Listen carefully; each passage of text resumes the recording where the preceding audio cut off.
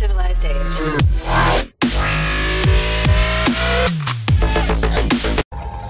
Здравейте! Аз съм Макс и днес реших да направя един влог на тема кибертормозът в България. Понеже този проблем е глобален и по целия свят много хора се оплакват от този проблем и супер много хора са били жертва на този проблем и продължават да има такива хора. Първо да започнем от там. Кое поведение е тормоз? Тормозът никога не е случайен и винаги е злонамерен. Въпросният насилник винаги намира начин как да унижи своята жертва, да я обиди по някакъв начин и да я нарани, да я накара да страда.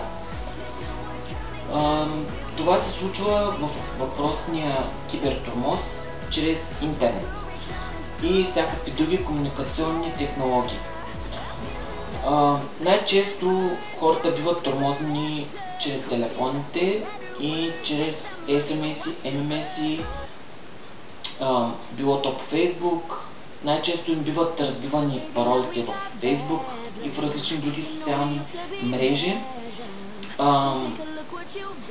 И да, също така искам да кажа, че кибертормоза спада и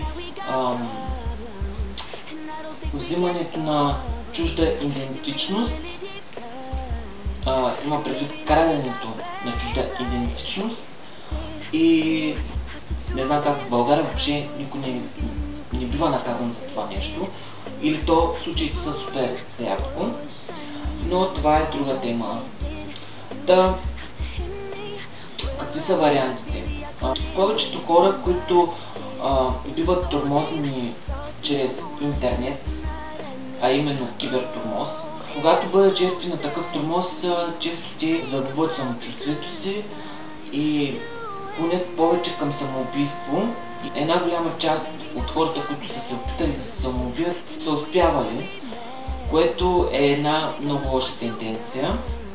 Това всъщност представлява кибертормозът. Кибертормозът представлява системно малтретиране и насилие, което се извършва по интернет и други комуникационни технологии. Също така, откъде идва популярността на кибертормозът? Тя идва от това, че кибертормозът е лесно достъпен и хората гледат с пренебрежение към този вид тормоз.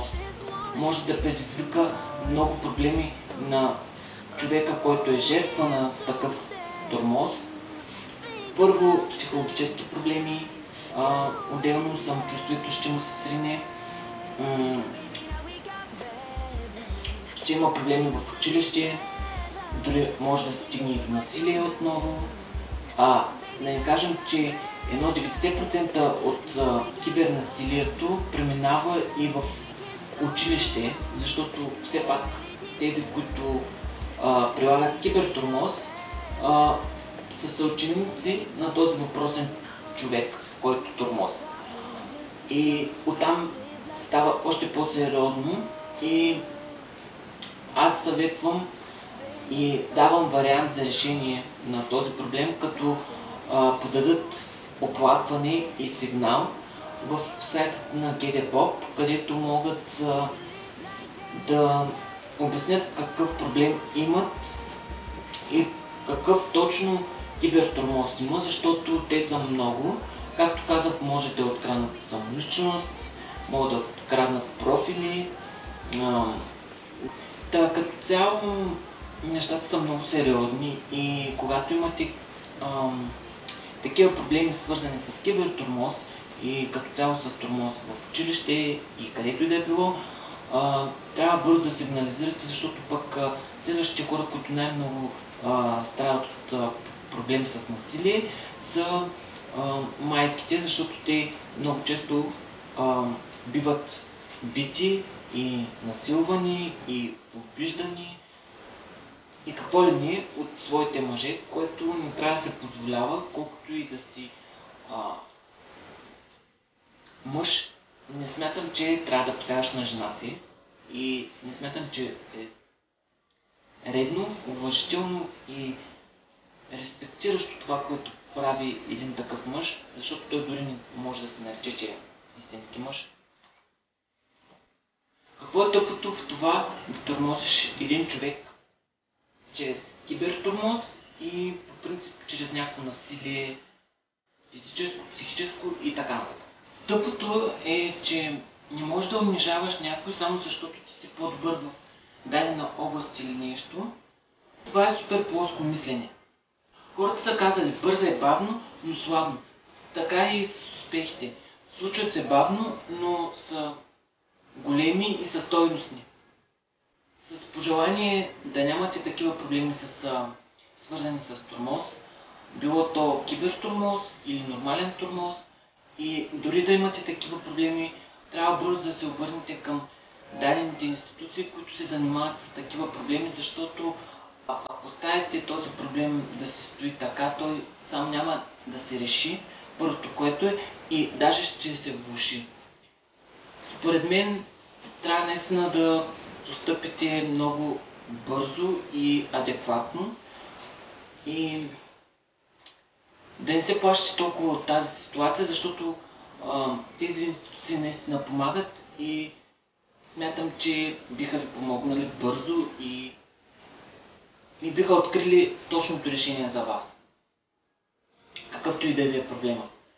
Ако клипът ви е харесал, може да дадете лайк, може да коментирате отдолу дали ви се е случвало подобно нещо и ако да, как сте реагирали и дали сте направили това, което аз ви посъветвах по принцип.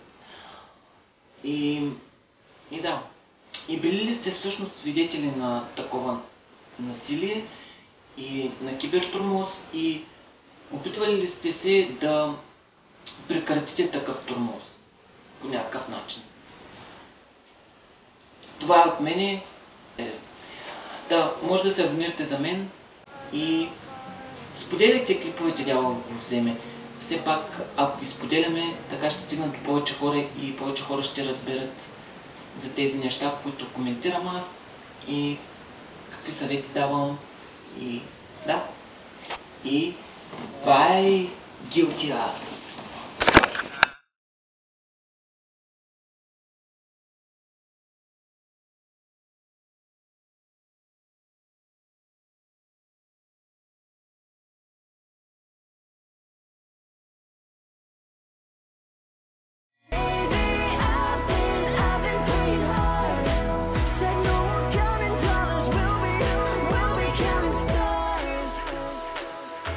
Yeah, we'll be counting stars.